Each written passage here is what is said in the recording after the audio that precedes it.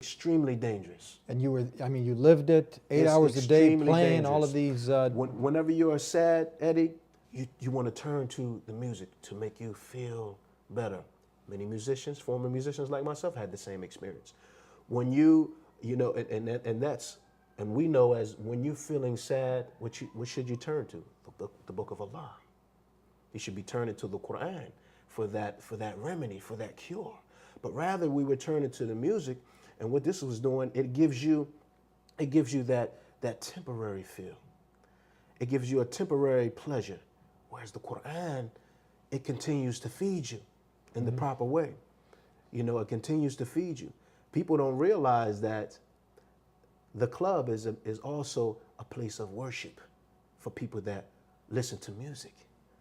It has a place, and we can go. I can go deep into this subject. I've pondered on this. You're talking about the nightclub. The nightclub. So we got the music is the Quran for the shaitan. Yeah. Right. So they listening to. Absolutely, Let's give without a and doubt. now a new one. I like Without a this. doubt. Now the masjid is It's a place of worship for the Muslims. and that's for the Muslim, but I mean for the Quran. for the people of for the nightclub, that's a place of worship. That's like a Absolutely. we're gonna talk more about this when we come back here on the Deen Show. Very exciting. In the link below. Back here on the Deen Show, former Def Jam artist. So instead of turning to the book that was revealed from the creator of the heavens and the earth, this is the Quran, tamper-free, tamper-proof. It's a living miracle, and it gives that joy, that contentment, that peace to the heart. Now people, they turn into the music, trying to fill an empty void, doesn't work. And then now we left off, talk about people also, because it was a tribute to music, we go to the house of worship, the masjid, but people going to the nightclubs and performing some ritual acts of worship there. Talk about this. SubhanAllah, I mean, it's a thing that people don't realize. You have a place of worship where the people that want to worship the creator of the heavens and the earth, they go to recite the Quran. And this is not the only place people go to recite the Quran, but it's known as one of the places when you go inside of the house of Allah, you see people, you can go to areas and it's buzzing like bees, you know. People are reciting the Quran. And so you see this is a place of worship, you know, for people that want to worship the creator. Then you have those who not unknowingly are worshiping the shaitan, because you have and it has its place of worship. And this place is the nightclubs.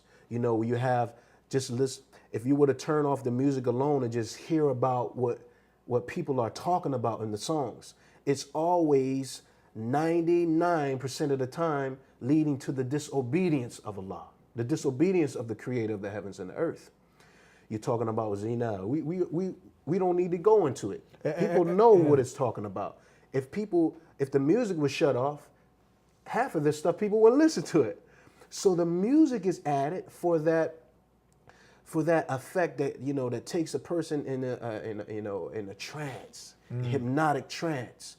You know, even scientists know that music has an effect on you that is very hypnotic. You know, I know this as a former musician. It's something that's very hypnotic. So you may listen to something that you wouldn't normally listen to without that music in there. You know, people say, oh, as long as the lyrics are fine. You know, people don't realize the effects of, you know, even something like jazz. You know, you're talking about instrumentation, it has effects on the heart. And it may be that you may cause so much damage to your heart that when you read the Quran, it won't have any effect on it. People need to reflect on something, right? And I don't want to go too deep, because I know the time is limited. Reflect on this. Like the Quran, music can be recited, it can be listened to, and it can be written down. People don't think about that. Likewise, the Quran can be recited, listened to, and it can be written down. They are at war in the hearts of the people. You understand? There's no doubt about who would win that. There's no competition. When you're talking about music versus the Quran, one causes one effect and another causes another effect. The Quran brings pleasure to the hearts. Just look at, I always tell people to ponder on this. Just look at how people die a lot of times that are addicted to music and are addicted to which takes them to many times addicted to alcohol and drugs and things. Look at the past. Look at some of the most well-known musicians. What was their end? How did they die? You know, how did they die? And it's very important to examine that. And then you look at the top reciters. How did they die? Many of them dying in the most peaceful state, you know, which is very important. You know, that's a very important ayah from Allah, you know, seeing how people die, you know, very important. So now, I mean, when you put this into perspective, you know that there are many things distracting us from really reflecting, contemplating why we're here, as I mentioned earlier. And now that you've connected and you are charging your heart, because we've charged the cell phone, the iPad, and now, was this just a temporary fix where people would be listening to music and that quickly wears off? You're in the same position. You're but in the now, same position again. When you charge the heart with what it's supposed to be charged with the remembrance Absolutely. of God, because truly in the remembrance of God, as God says in the Quran, do hearts find rest. Absolutely. Did you find this tranquility, peace, and find rest? And that's a big difference. You know, when I was sad many times, or not feeling right, I used to pick up my guitar or play the piano to start feeling a certain way. Now I immediately go to the Quran, or I perform 2 rak'at. So it's a whole different thing. You're dealing with a whole different level of tranquility, and I encourage any brother or sister that are dealing with this struggle of music, you know, just go a day or two without listening to it. Challenge yourself. Challenge yourself. When I embraced Islam, one of the first things I did, and you're talking about a former musician, so no one can tell me how hard it is. You understand how difficult it is.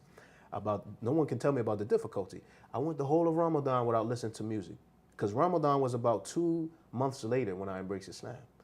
So I went that whole Ramadan without listening to music, and I felt as if I didn't need it anymore, you know. And I had dealt with some trials after Ramadan, until later giving it up. Now it's been about almost 6 years or so since I've played a guitar or any instrument.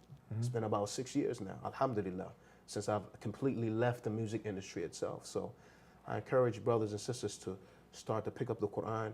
Even if you're reading a verse a day, 2 verses, start 5 minutes, start small and build up, you know. Give the Quran its rights. Don't just leave it on the shelf to collect dust and then take it down for Ramadan and we read the Quran, but rather we should be reading, reflecting, reflecting upon the tafsir, going to books of tafsir. You know, there's many books of tafsir in English for even the English reader to read now.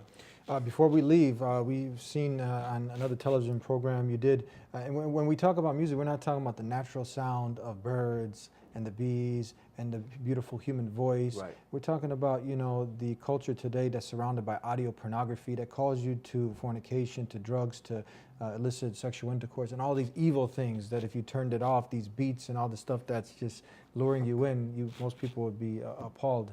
But now you've also done some nasheed where it's your voice. Can you leave us? Could you leave our audience with something of maybe 15 seconds? Would you mind if I recite the Quran? Yes, instead? go ahead. That'd be beautiful. Yes.